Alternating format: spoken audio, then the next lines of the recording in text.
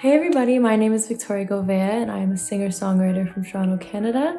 And today I'm here to be discussing my new single called Stay the Same, out now on all streaming platforms. How this song came about, this was last summer of 2020.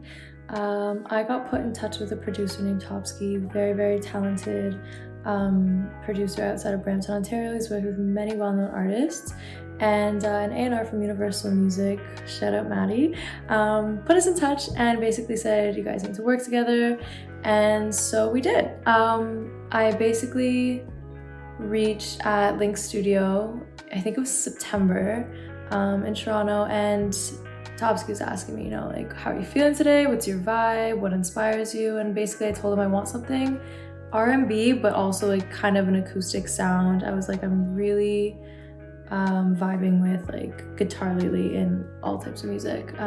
That's just, it's a vibe. So basically he took out some samples from a pack by K-Notes, who's also another producer out of Ontario.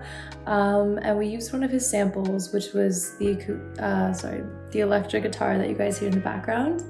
And from there, he started laying down some other production things that producers do, and it sounded like a vibe, and instantly I started vibing, I started writing. And I feel like right there in the session, the first verse and hook came very easily to me.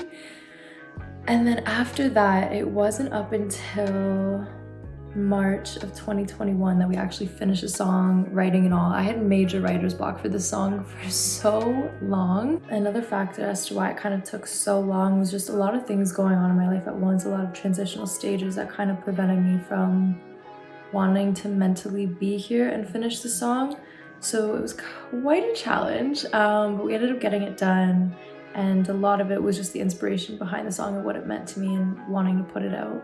After we linked together at the studio, no pun intended, because the studio is called Links, we ended up, I think, going for one more session, and then lockdown happened. So everything was closed and we were like, great. Another thing to prolong, recording the song and getting it done.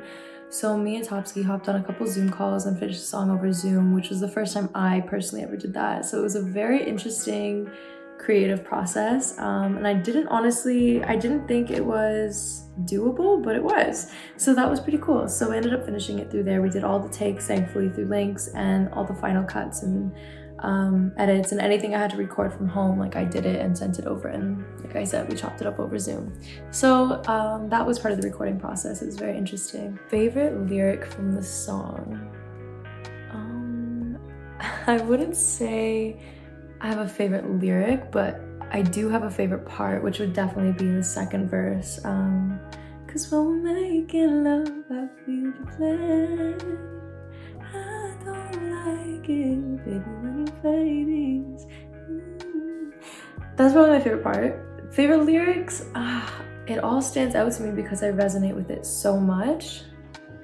But if I had to pick, like, probably the chorus, baby, if you wanna stay the night, I promise everything's gonna be alright. Because it's true, like, we can work through it, we'll get through it, we'll make it through. And where there's a will, there's a way. There's always a solution.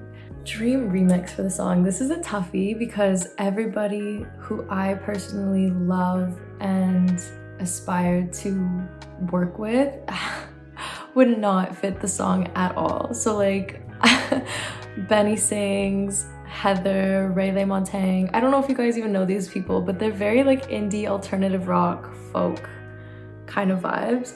And they would be like kind of like a dream collab for me. But considering they wouldn't fit it, somebody who I think would fit the song that would be like an absolute dream would definitely be The Weeknd. Very creative writer and performer, and I know he's able to, no pun intended.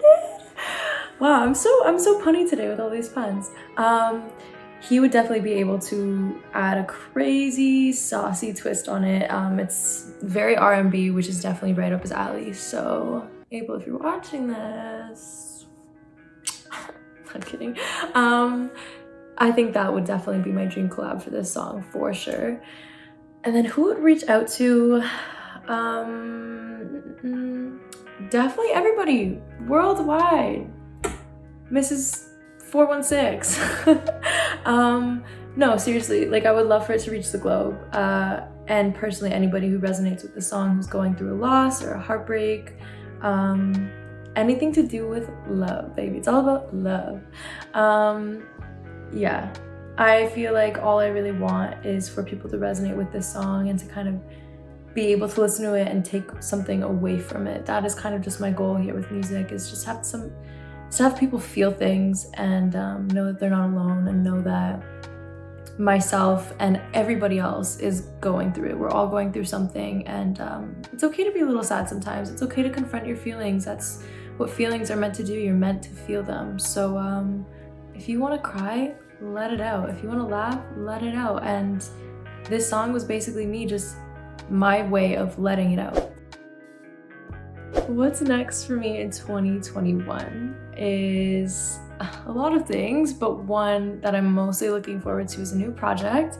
I haven't released a project since last January 2020, so this one in particular is so special to me because everything you hear on it is everything I did. I wrote it, I composed it. A lot of the production is me physically doing all the production things.